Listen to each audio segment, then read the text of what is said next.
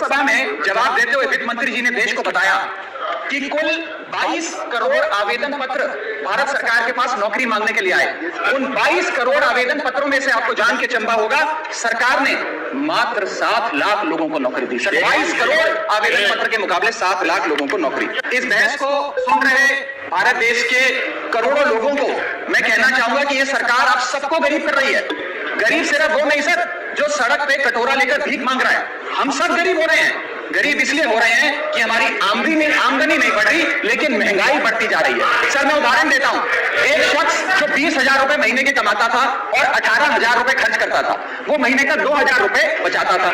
आज उसकी आमदनी 20 की 20 है, 20,000 है, लेकिन खर्चा 18,000 से बढ़कर 25,000 करोड़ हो गया। यानी कि 20,000 की आमदनी, 25,000 का खर्च, 5,000 रुपए की नुकसान का खामियाजा का कर्जा देश का एक आदमी भुगत रहा है। सर मैं बताना चाहूंगा, सुनिए मेरी बात ध्यान से। जब 2014 में महंगाई का आलम देखिए सर, 2014 में जब ये सरकार बनी थी तो पेट्रोल 55 रुपए प्रति लीटर पे बिकता था। आज पेट्रोल 100 रुपए प्रति लीटर पे बिकता है। डीजल 45 लीटर पे बिकता था, 45 रुपए प्रति लीटर। वो डीजल आज 90 रुपए प्रति लीटर पे बिक रहा है सर। एक गैस का सिलेंडर 400 रुपए का मिलता था बाजार में 2014 में जब इनकी सरकार आई थी।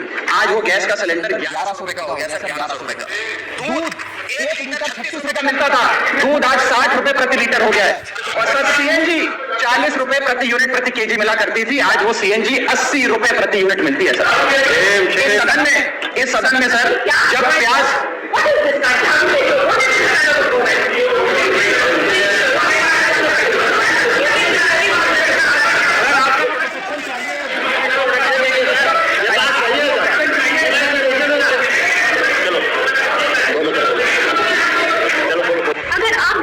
मौजूद वीडियो को YouTube पर 10 से 12 घंटे तक लाइव करना चाहते हैं तो आ गया है भारत में बना पहला go live India mobile application. इसके द्वारा आप किसी भी वीडियो को YouTube और Facebook पर आसानी के साथ लाइव कर सकते हैं।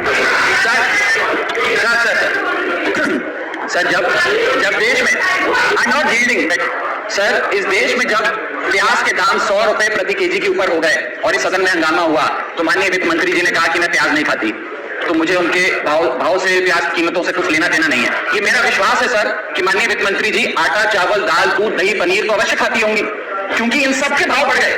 जीएसटी लगा लगा के इन्होंने देश की थालीनॉमिक्स फूड इन्फ्लेशन को बिगाड़ दिया।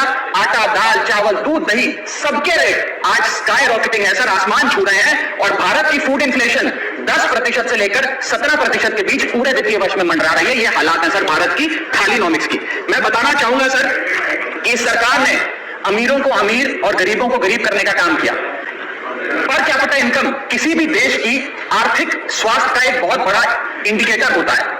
भारत की पर कैपिटा इनकम वित्तीय वर्ष 2021 में सर 9,160 रुपए से गिर गई, यानी कि हर व्यक्ति की औसतन कमाई 9,160 रुपए गिराने का काम किया। यानी कि आमदनी 98, खर्चा रुपया, ये सरकार ने करके हम सबको दिया है सर।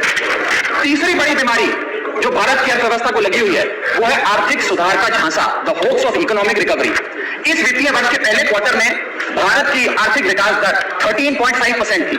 दूसरा क्वार्टर आते आते, जिसे फेस्टिवल क्वार्टर कहते हैं, जिसमें बड़े बड़े त्योहार आते हैं, जिसमें खपत भी बढ़ती है, उत्पादन भी बढ़ता है, मांग भी बढ़ती है, उस क्वार्टर में आर्थिक विकास दर 13.5% क्वार्टर 1 के मुकाबले गिरकर 6.3% पे आ गई सर, यानी कि आधी हो गई। और अगर आप पिछले साल के क्वार्टर सेकंड से दूसरी तिमाही से कंपेयर करें तो क्वार्टर ऑन क्वार्टर 2021 में 8.4% दूसरी तिमाही की ग्रोथ थी और इस बार इस क्वार्टर में जो अभी समाप्त हुआ 6.3%, यानी कि भारत की आर्थिक विकास दर